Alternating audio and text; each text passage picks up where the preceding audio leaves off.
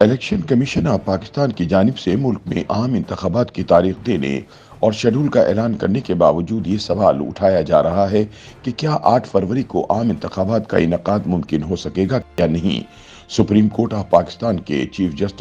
Justice قاضی فائز عیسیٰ نے 8 فروری کو پتھر پر لکیر قرار دیتے ہوئے اسی روز پولنگ کرانے کے احکامات دے رکھے ہیں، مگر سوال یہ پیدا ہوتا ہے کہ اس سب کے باوجود لوگوں کو انتخابات کے التوا کا خدشہ کیوں ہے۔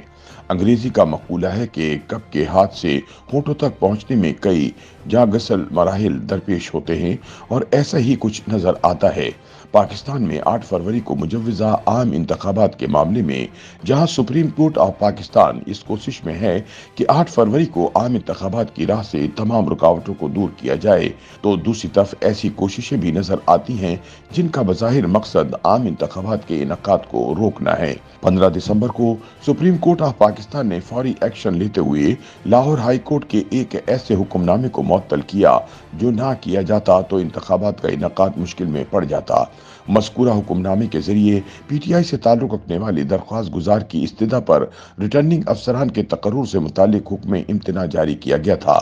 سپریم کورٹ نے حکم نامہ معطل کرتے ہوئے ساتھ ہی ساتھ زبانی طور پر لاہور ہائی کورٹ کے جج کی گوشمالی بھی کی اور عام انتخابات کے انعقاد میں رکاوٹیں ڈالنے والوں کو انتباہ بھی کر ڈالا کہ ایسی کاوشوں کو برداشت نہیں کیا جائے گا۔ بعد ازاں بلوچستان میں حلقہ بندیوں کا معاملہ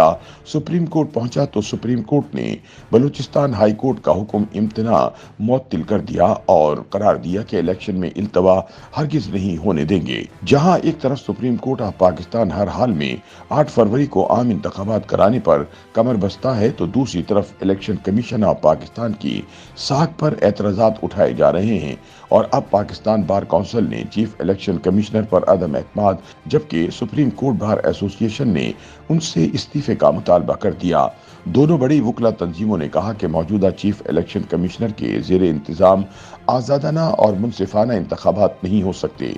سپریم کورٹ بار ایسوسی ایشن کے سابق صدر عابد زبیری نے وی نیوز سے گفتگو کرتے ہوئے کہا کہ سپریم کورٹ بار ایسوسی ایشن کی موجودہ قیادت نے جو پریس ریلیز جاری کی ہے وہ اپنے لیڈر احسن بھون کی خاطر یہ سب کر رہی ہے۔ انہوں نے کہا کہ حافظ آباد میں ایک نیا حلقہ تشکیل دیے جانے کے لیے چونکہ احسن بھون کی درخواست مسترد ہوئی ہے، اس لیے سپریم کورٹ بار ایسوسی ایشن نے یہ پریس ریلیز جاری کی ہے۔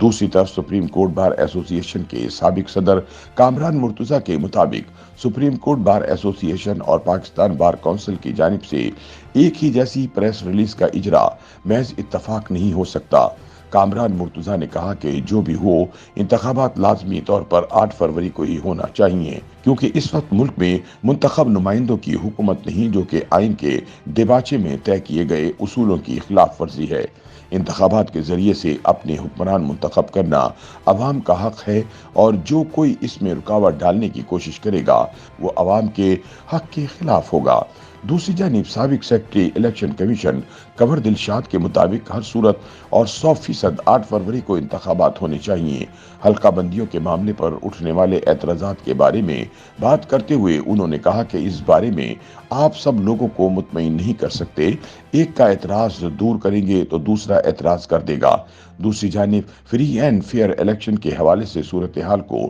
مانیٹر کرنے والے ادارے فوفن کے نمائندے مدثر رضوی نے بتایا کہ اگر لوگوں کی خواہشات پر چلنے لگے تو انتخابات کا انعقاد ناممکن ہے، لیکن ہماری رائے یہ ہے کہ انتخابی عمل کو کسی صورت بھی نہیں رکنا چاہیے۔ پاکستان بار کونسل اور سپریم کورٹ بار ایسوسی ایشن کی جانب سے چیف الیکشن کمشنر پر اٹھائے گئے اعتراضات کے حوالے سے بات کرتے ہوئے مدثر رضوی نے کہا کہ supreme court chief election commissioner کو نہیں ہٹا سکتی، اس لیے متعلقہ فورم سپریم جوڈیشل کونسل ہے، اور جن لوگوں کو چیف الیکشن کمشنر پر اعتراض ہے انہیں وہاں ریفرنس دائر کرنا چاہیے۔ حلقہ بندیوں پر اٹھنے والے اعتراضات کے حوالے سے بات کرتے ہوئے ان کا کہنا تھا کہ حلقہ بندیوں کا عمل سیاسی کے بجائے قانونی بنیادوں پر کیا جاتا ہے، اور گو کہ حلقہ بندیوں کے بارے میں 10% کے اصول کا اطلاق نہیں کیا گیا، اور کچھ اعتراضات ضرور ہیں، لیکن ایک حلقے کی حلقہ بندی کو تبدیل کر کے دوسری پارٹی کو اعتراضات دائر کرنے کے لیے 1 مہینے کا وقت دینے کا مطلب ہے